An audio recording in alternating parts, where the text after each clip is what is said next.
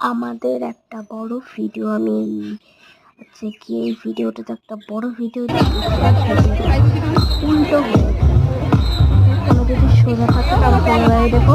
যদি কারো কারো কোনোটা উল্টো হয়ে যায়, উল্টো হয়ে